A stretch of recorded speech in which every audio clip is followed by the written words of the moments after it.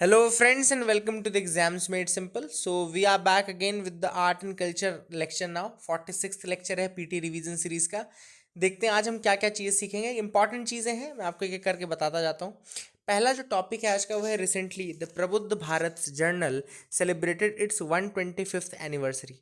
तो प्रबुद्ध भारत या कहना चाहिए कि अवेकेंड इंडिया जो जर्नल है is an English language monthly journal of Ramakrishna Mission. तो ये सबसे पहली चीज़ याद रखना है कि प्रबुद्ध भारत किसका जर्नल है. तो ये रामकृष्ण मिशन का जर्नल है. ठीक है ना. अगली चीज़ है प्रबुद्ध भारत फाउंड कब हुई थी. तो इट वाज फाउंडेड इन 1896. जैसा कि आप यहाँ पे देख पा रहे हैं कि प्रबुद्ध भारत वाज फाउंडेड इन 1896 और ये बनाई गई थी किसके द्वारा. पी अय्यासामी द्वारा, बी आर राजम अय्यर, जी नरसिम्हाचार्य और बी कामेश्वर अय्यर. मद्रास में इसको इन्होंने बनाया था at the behest of Swami Vivekananda. Vivekananda ji के कहने पे ये स्टार्ट की गई थी. ठीक है ना, इसको याद रखिएगा. अगली चीज, it is the longest running monthly English magazine of the country. ये कंट्री की longest running monthly English magazine है. तो ये भी आपको एक फैक्ट याद रखना है प्रबुद्ध भारत के रिगार्डिंग, क्योंकि इसके 125 साल हो गए. ये जितने फैक्ट्स मैंने बताए वो इंपॉर्टेंट रहेंगे, इनको याद रखिएगा. रामकृष्ण मिशन के बारे में बता दूं कि ये कलकत्ता में फॉर्म हुआ था बाय विवेकानंद 1897 में. 1897 में बनाया गया था ये. और ये बनाया गया था दो कारणों से. To spread the teachings of Vedanta as embodied in life of the Hindu saint Shri Ramakrishna and to improve the social condition of the Indian people. तो इंडियन पीपल की कंडीशंस को इम्प्रूव करने के लिए. It is a philanthropic and volunteer organisation. तो ये आपको याद रहना चाहिए. It is a philanthropic and volunteer organisation. So these are the basic facts regarding Prabuddha Bharat and Ramakrishna Mission. Second जो टॉपिक हम डिस्कस करेंगे वो है इको मॉस यानी कि International Council on Monuments and Sites. तो इकोमॉस यानी कि International Council on Monuments and Site जो है एक प्रोफेशनल एसोसिएशन है जो कि काम करती है किस चीज़ के regarding. For the conservation and protection of cultural heritage places around the world. मतलब कि वर्ल्ड के जितने भी कल्चरल हेरिटेज की जगहें हैं उनको प्रोटेक्ट करने का काम करती है. इसका जो हेडक्वार्टर है वो शेरिंगटन ले पॉन्ट में है. इसका हेडक्वार्टर याद रखिएगा, शेरिंगटन ले पॉन्ट में इसका हेडक्वार्टर है.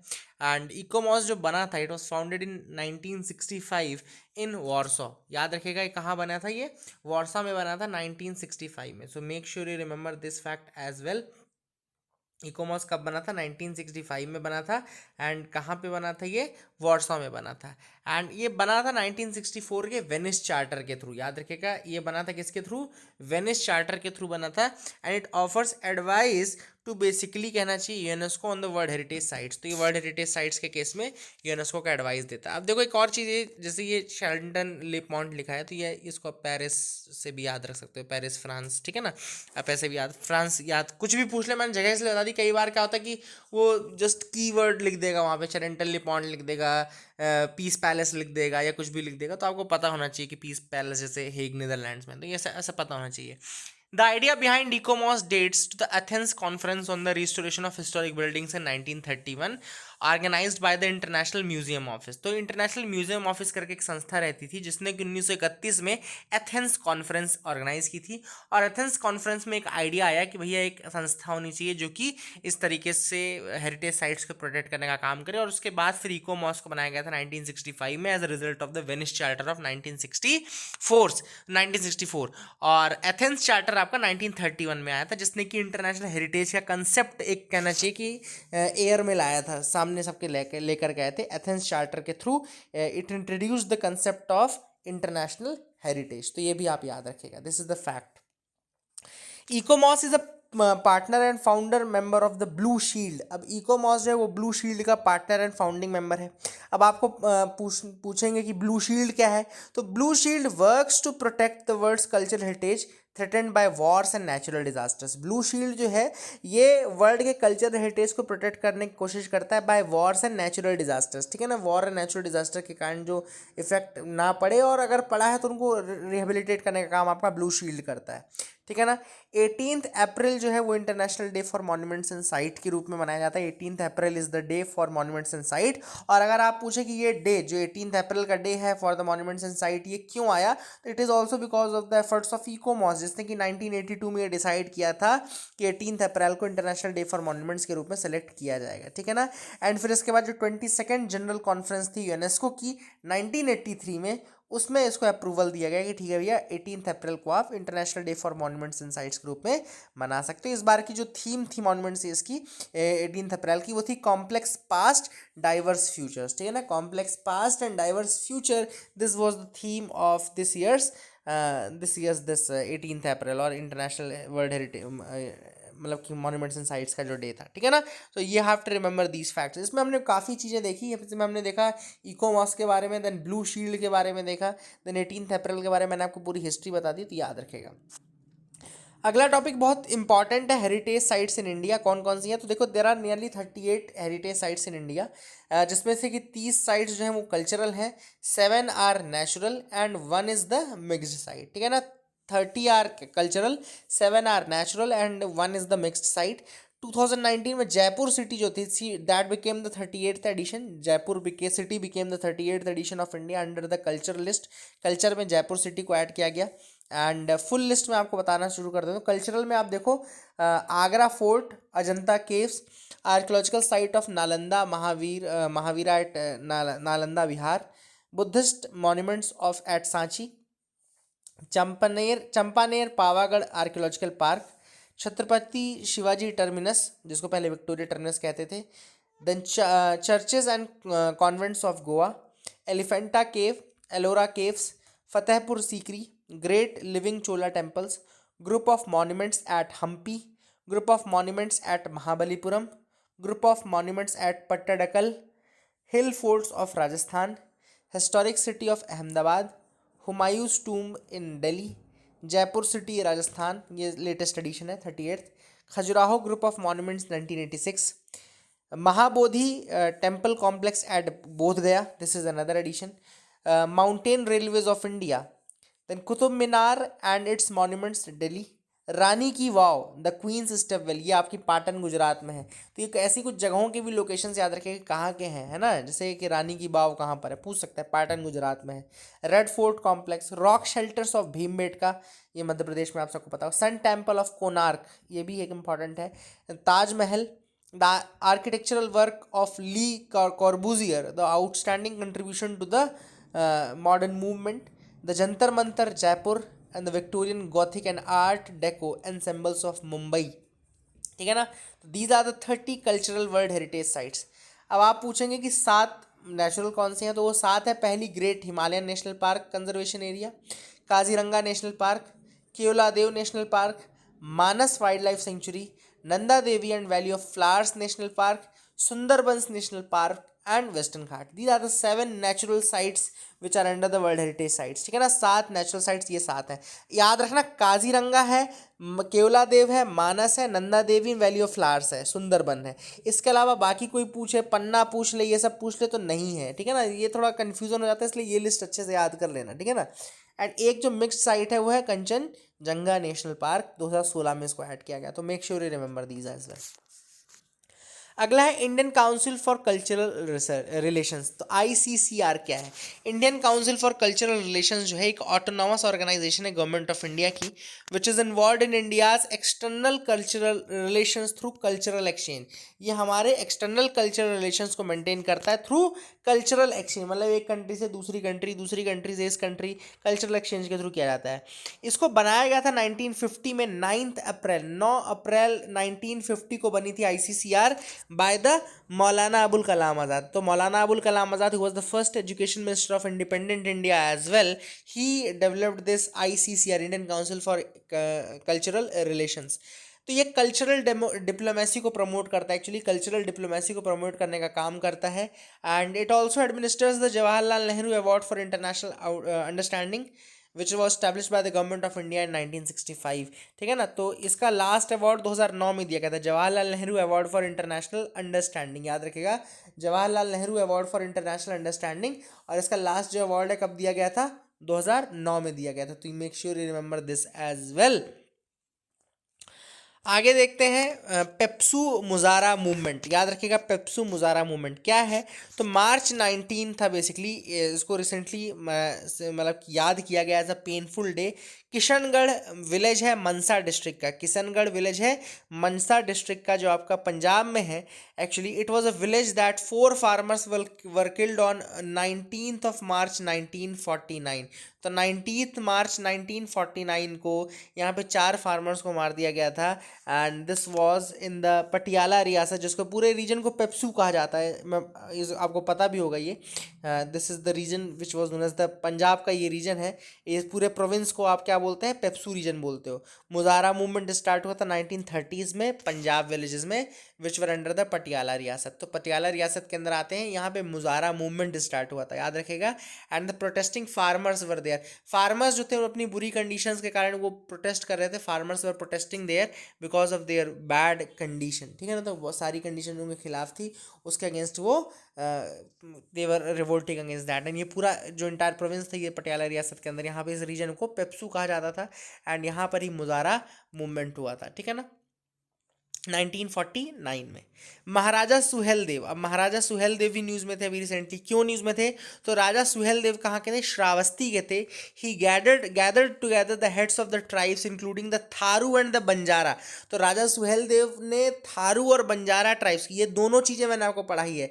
था देखो आर्ट एंड कल्चर का बहुत सारा कंटेंट मैंने आपको दूसरे पार्ट से पढ़ाया, जैसे थारू बंजारा मैंने ट्राइब्स वाला पार्ट पढ़ा है। ट्राइब पूरा आर्ट एंड कल्चर का ही पार्ट है, तो आप अगर चाहो तो आर्ट एंड कल्चर भी है उसको ले सकते हो, और उसको आप नॉर्मल में भी ले सकते हो, है ना। आर्ट एंड कल्चर का ही पार्ट है वो। तो ये आप याद रखिएगा कि ये जो थारू एंड बंजारा ट्राइब थी को साथ लेकर के आए थे। राजा सुहेल देव कहाँ के थे, ये श्रावस्ती के थे।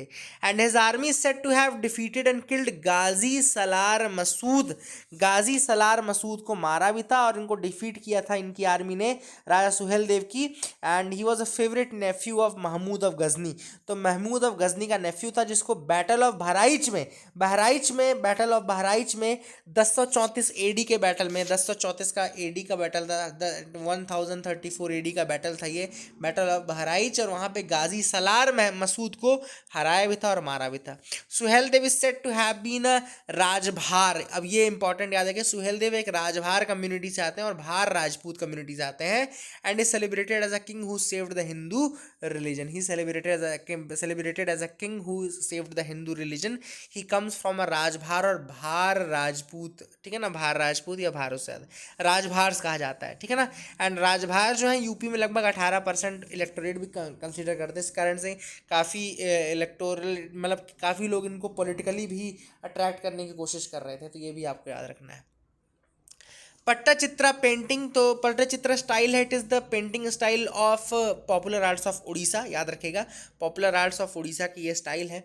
And the name Pattachitra has evolve from the Sanskrit word patta which means canvas and चित्र विच मीन्स पिक्चर। तो ये पत्त जो है, पट्ट शब्द जो है ये कैनवस के लिए यूज होता है, संस्कृत शब्द है। और चित्र जो है वो आपका पिक्चर के लिए होता है। तो पट्ट चित्र मतलब कैनवस पिक्चर के लिए ये शब्द है Patta Chitra. It's a Sanskrit word and it is one of the oldest and most popular art form of Orissa, आप याद रख सकते हैं। It is done on canvas and is manifested by rich colourful application, creative motives and designs, portrayals of simple themes, mostly mythologicals and depiction. ज़्यादातर mythological themes को portray किया जाता है मोटिव्स एंड डिजाइन के फॉर्म में, ठीक है ना।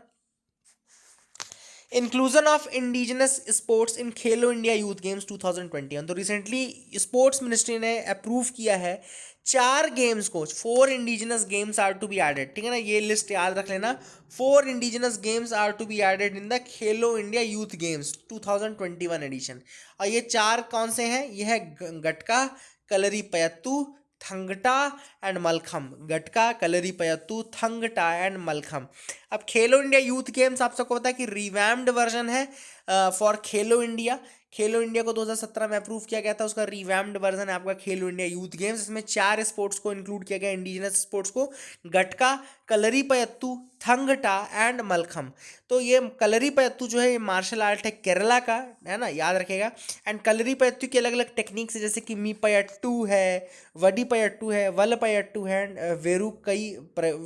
वेरुम करे कई प्रयोग, ठीक है ना। And Kalaripayattu specialization in indigenous medicine, ये आपकी कलरीपयत्तु जो है वो मार्शल आर्ट प्रैक्टिसेस में है। एंड कलरी एक तरीके का मेडिसिनल ट्रीटमेंट भी होता है, याद रखेगा, इंडिजिनस मेडिसिनल प्रैक्टिस भी है। तो कभी आपसे कहीं पूछ ले कि दो मतलब होते हैं कलरीपयत्तु के, कौन कौन से हैं, तो एक मेडिसिनल वाला भी याद रखेगा। दूसरा थंगटा जो है वो मणिपुर का मार्शल आर्ट है, इसमें सॉर्ड एंड स्पीयर का यूज़ करते हैं लोग। थंगटा जो है मणिपुर का मार्शल आर्ट है और इसमें सॉर्ड एंड स्पीयर का यूज़ करते हैं। फिर मैंने आपको मलखम बताया, मलखम जो है एक जिमनास्ट लाइक की परफॉर्मेंस होती है, इसमें एक पोल रहता है, वुडन पोल रहता है, जिसमें एक व्यक्ति फिर अलग अलग तरीके से पोस्चर्स एंड ऑल दिखाता है, ठीक है ना। एंड ये जो है एमपी में काफ़ी ज़्यादा फेमस है, एमपी का स्पोर्ट्स भी है, ये स्टेट स्पोर्ट्स मलखम भी है, ठीक है ना, इसको याद रखेगा। And state sports of Madhya Pradesh है। Origin of Mallakhamb can be traced to 12th century where it was mentioned in Manasollasa, ठीक है ना। चालुक्यास का एक बहुत फेमस क्लासिक है मन सोलहस। तो मना सोलहस में चालुक्यास ने 1135 एडी में इसका मेंशन किया है मलखम का। और गटका जो है वो पंजाब का है, 15th सेंचुरी से स्टार्ट होता है, वुडन स्टिक से स्टार्ट होता है, ठीक है ना। तो गटका जो है पंजाब से है, ठीक है ना। Risa a part of Tripura culture set to be a national brand. अब यहाँ पे एक रीसा, रिगनई, रिकुटू, ये तीन तरीके के आपको अटायर मतलब तीन पार्ट मिलेंगे एक त्रिपुरा फीमेल अटायर के। तो त्रिपुरी के जो फीमेल अटायर है उसमें तीन पार्ट होते हैं, रीसा, रिगनई एंड रिकुटू। तो रीसा जो रहता है it's a hand woven cloth used as a female upper garment. तो ये अपर गारमेंट का पार्ट है, ठीक है ना। रीसा याद रखेगा, रीसा क्या है, अपर गारमेंट का है। और जो मिडिल पार्ट है वो रिगनई है, एंड जो लोएस्ट पार्ट है वो रिकुटू कहलाता है, ठीक है ना।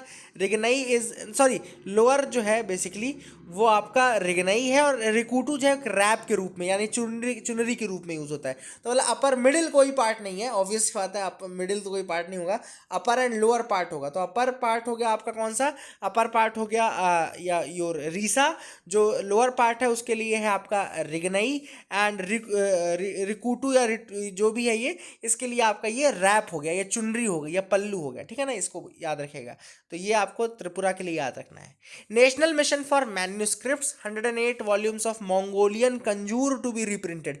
अब 10 जुलाई 2020 को मिनिस्ट्री ऑफ कल्चर ने लॉन्च किया है project to reprint 108 volumes of Mongolian Kanjur under the national mission of manuscripts. तो नेशनल मिशन ऑफ मैन्यूस्क्रिप्ट्स के अंतर्गत ये 10 जुलाई 2020 को मिनिस्ट्री ऑफ कल्चर ने डिसाइड किया है कि वो 108 वॉल्यूम मंगोलियन कंजूर के प्रिंट करेंगे। मंजूलिका याद आ रही है ना, तो मंजूलियन नहीं है, सॉरी, मंगोलियन है। Mongolian Kanjur is one of the most important religious text of Mongolia. ये वहाँ का रिलीजियस टेक्स्ट है। कंजूर का मतलब होता है वहाँ पे कंसाइस ऑर्डर्स, मतलब कि जो आपका कंसाइंस बोले क्या बोल रहा है कैसे, तो उसके ऊपर ये लिखा गया है, ठीक है ना। And Mongolian Kanjur was written in the Tibetan language, now has been translated to English and several other languages, ठीक है ना, याद रखिएगा। And first ever news magazine program in Sanskrit, All India Radio broadcast करेगा पहला न्यूज़ मैगजीन प्रोग्राम संस्कृत में, all India radio करेगा। इस प्रोग्राम का नाम रहेगा Sanskrit Saptahiki, Sanskrit Saptahiki will be the name for this. And the main components of the programme include Gyan Vigyan, एक भारत श्रेष्ठ भारत, संस्कृत दर्शन, साप्ताहिकी, प्रसंग, सुक्ति और अन्वीक्षिकी, ठीक है ना। World's first yoga university outside India. तो यहाँ पे वर्ल्ड की पहली योगा यूनिवर्सिटी भारत के बाहर की बात कर रहे हैं, तो विवेकानंद योगा यूनिवर्सिटी है जो कि लॉस एंजल्स में लॉन्च की गई है। तो याद रखेगा, विवेकानंद योगा यूनिवर्सिटी 23 जून 2020 को यूनाइटेड स्टेट्स के लॉस एंजल्स सिटी में लॉन्च की गई है, the first yoga university outside India, ठीक है ना, लॉस एंजल्स, याद रखिएगा। First maritime museum to be set up at Lothal. तो लोथल जो एक हड़प्पन साइट है, आप सबको पता भी है, डॉकयार्ड मिला था वहाँ पे, है ना, गुजरात में है। It will be the location for setting up the first maritime museum. तो पहला जो मैरीटाइम म्यूजियम है वो कहाँ सेटअप किया जाएगा, आपके लोथल में ही सेटअप किया जाएगा। The museum will have its own independent research centre of under water archaeology. तो यहाँ पे इसका खुद का इंडिपेंडेंट रिसर्च सेंटर होगा अंडर वाटर आर्कियोलॉजी का भी, ठीक है ना। The importance of Kartarpur in the Sikh religion. Kartarpur corridor आप सबको पता होगा, it's open now, and the first jatha of nearly 500 Indian pilgrims cross this 4.2 kilometre stretch from Gurdaspur to gurdwara Darbar Sahib इन पाकिस्तान करतारपुर। तो यहाँ पे इंडिया से गुरदासपुर पंजाब से लेकर के गुरुद्वारा दरबार साहिब पाकिस्तान करतारपुर तक ये 4.2 किलोमीटर का स्ट्रेच है जो कि गया है। Kartarpur marks the most significant and constructive phase of the life of Guru Nanak Dev. It was here on the bank of river Ravi that he laid the foundation of a new faith in a commune he set up. तो ये गुरु नानक देव की ऐसी जगह थी जहाँ पर ये Ravi river के किनारे बैठ करके उन्होंने एक नया फेथ डेवलप किया। एस्टैब्लिश्ड इन 1522 1522 में डेवलप हुआ gurdwara Darbar Sahib Kartarpur, also known as Kartarpur Sahib, is the final resting place of Guru Nanak देव। तो गुरु नानक देव का फाइनल रेस्टिंग प्लेस भी था गुरुद्वारा दरबार साहिब करतारपुर का जो है, and that is why this location is very very important. ठीक है ना, काफ़ी इंपॉर्टेंट लोकेशन है। So these are the things from this video. I hope you got clarity, काफ़ी कुछ चीज़ें आपको नहीं सीखने को मिली होगी। That is it for this video. Thank you and have a nice day.